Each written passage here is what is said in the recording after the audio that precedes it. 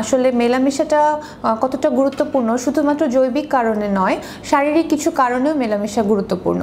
অনেক সময় নারীদের সহবাস করার আগ্রহ থাকে না। এই সহবাস করার আগ্রহ কেন থাকে না এ সম্পর্কে আজকে বিস্তারিত জানবো। নারী পুরুষ নির্বিশেষে আমরা এরকম অনেক দেখি যে যৌন আগ্রহের একটু অভাব রয়েছে। তো এটা আসলে খুব যে গুরুতর কোনো সমস্যা তা নয়, আবার বলবো না যে সমস্যা না, কারণ এটা দাম্পত্য জীবনে বেশ প্রভাব ফেলে। তো নারীদের বিষয়ে যেহেতু প্রশ্নটি করলেন, তাহলে সে বিষয়ে বলি। হ্যাঁ, কিছু কিছু নারীদের এই সমস্যা নিয়ে নারীরা নিজেরাও আসেন, এমনকি হাজব্যান্ড সহ আসেন আমাদের কাছে।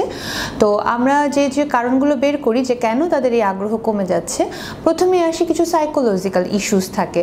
যেমন তারা অনেকে প্রচণ্ড আসলে স্ট্রেস থাকেন। স্ট্রেস মানে হচ্ছে যারা হোম মেকার থাকে, আমরা সবাই জানি যে তাদেরকে সংসার এবং বাচ্চা সামলে আসলে এই জাতীয় ডিজায়ারগুলো তখন দেখা যায় যে তাদের মধ্যে আর থাকে না।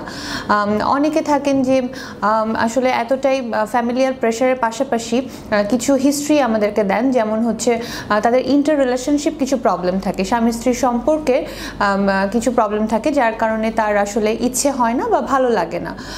তৃতীয়ত আমরা এমন কিছু পেশেন্ট পাই যাদের কিছু হিস্ট্রি থাকে যেটা খুবই দুঃখজনক, কোনো একটা অ্যাবিউজের হিস্ট্রি, যেটার কারণে উনি আসলে কোনো আগ্রহ পান না, বরঞ্চ তাদের মধ্যে কিছুটা ভীতি কাজ করে আর কি, ফিয়ার অফ সেক্স যেটাকে বলবো, এবং তারা একটু শেকি হয়ে থাকেন। এগুলো হচ্ছে কিছু সাইকোলজিক্যাল ইস্যুস। এছাড়া কিছু ফিজিক্যাল ইস্যুস তো আছেই, বিশেষ করে হরমোনাল, যেটা হচ্ছে খুব কমন, থাইরয়েড প্রবলেম বা হাইপোথাইরয়েডিজম। হাইপোথাইরয়েডিজমের পেশেন্টগুলো আসলে অনেকগুলো প্রবলেম নিয়ে আসে, যেগুলো রিলেটেড টু সেক্স। যেমন হচ্ছে তাদের খুব মুড সুইং হয়, তারা একটু ইরিটেবল থাকে বা খিটখিটে থাকে আর কি, এবং তারা আসলেই কোনো আগ্রহ খুঁজে পান না। তাদের পাশাপাশি একটু মেনস্ট্রুয়াল ইরেগুলারিটিসও থাকে। তো তাদের অ্যাসোসিয়েটেড কিছু সিমটমও থাকে, যেমন ওয়েট গেইন বা অন্যান্য প্রবলেমের কারণে তারা একটু হীনমন্যতায় ভোগেন। সব মিলে তারা আসলে তাদের পার্টনারের সাথে মেলামেশায় কোনো আগ্রহ খুঁজে পান না। এছাড়া আরও কিছু হরমোন আছে, ফিমেল হরমোন, যেমন ইস্ট্রোজেন, প্রোজেস্টেরন, এগুলোর যখন ঘাটতি হয় তখনও কিন্তু সেম ঘটনাটাই ঘটে থাকে।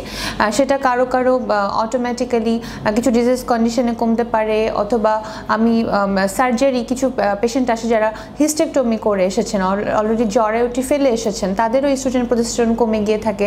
অনেক সময় প্রেগন্যান্সির পরবর্তীতে কিছু পেশেন্ট আসেন যখন তাদের হরমোনাল ইমব্যালেন্স দেখা দেয়, যেটা অনেকটাই কিন্তু ফিজিওলজিক্যাল, পরে এটা আবার রিগেইন করা সম্ভব হয়। আচ্ছা, এছাড়াও আমরা আরও কিছু পেশেন্ট পাই যারা প্রি ম্যানোপোজাল, মানে ম্যানোপোজের কাছাকাছি পৌঁছে গেছেন, অথবা পোস্ট ম্যানোপোজাল। তখন তো স্বাভাবিকভাবেই ফিমেল হরমোনগুলো কমতে থাকে এবং এই সিমটমগুলো, যে অনাগ্রহ, এগুলো দেখা দেয়। এবং একটা কথা না বলেই না যে মেলামেশার কতগুলো ফেজ থাকে, তার মধ্যে একটা হচ্ছে আগ্রহ, প্রথমটাই যেটা আমরা আলোচনা করছি, ডিজায়ার। এরপরেই থাকে হচ্ছে এক্সাইটমেন্ট বা কিছুটা প্রস্তুতি নেওয়া। ফিমেলদের ক্ষেত্রে যেটা হয় যে কিছু লুব্রিকেশন হয়। তো এই যখন আগ্রহটাই কমে যায় তখন কিন্তু সেই সিক্রেশনগুলো আসে না। না আসার কারণে প্রচণ্ড ড্রাইনেস ফিল করেন ফিমেলরা, এবং সেই থেকে তারা কমপ্লেন করে যে প্রচণ্ড ব্যথা, এবং ব্যথা হওয়ার কারণে সেই ঘুরে ফিরে তারা আগ্রহটি আবার হারিয়ে ফেলেন। এবং আপনারা সবাই জেনে থাকবেন যে আসলে মেলামেশাটা কতটা গুরুত্বপূর্ণ শুধুমাত্র জৈবিক কারণে নয়, শারীরিক কিছু কারণেও মেলামেশা গুরুত্বপূর্ণ। কারণ যদি ইরেগুলারিটি অফ সেক্স থাকে কনজুগাল লাইফে, তাহলে দেখা যায় একটা সময় এই কিছু হরমোনের ইমব্যালেন্সের কারণে আলটিমেটলি ম্যালডাইজেশন হতে পারে বা মেটাবলিজম স্লো হতে পারে। সেটা থেকেও কিন্তু কারো কারো বাউল হ্যাবিট চেঞ্জ হয় বা আনইউজুয়াল ওয়েট গেইন হয়ে থাকে। তো আমি বলবো যে সবাইকে যে এই যে একটা সামান্য সমস্যাকে সামান্য হিসেবে না দেখে, বা ভবিষ্যতে আসলে দাম্পত্য জীবনে যেন কোনো অশান্তির সৃষ্টি না হয়, এটা নিয়ে আপনি বিশেষজ্ঞের শরণাপন্ন হবেন এবং আপনার যে সমস্যা সেই অনুযায়ী তার কাছ থেকে ট্রিটমেন্ট নিয়ে অবশ্যই আপনি স্বাভাবিক সুস্থ জীবন যাপন করবেন।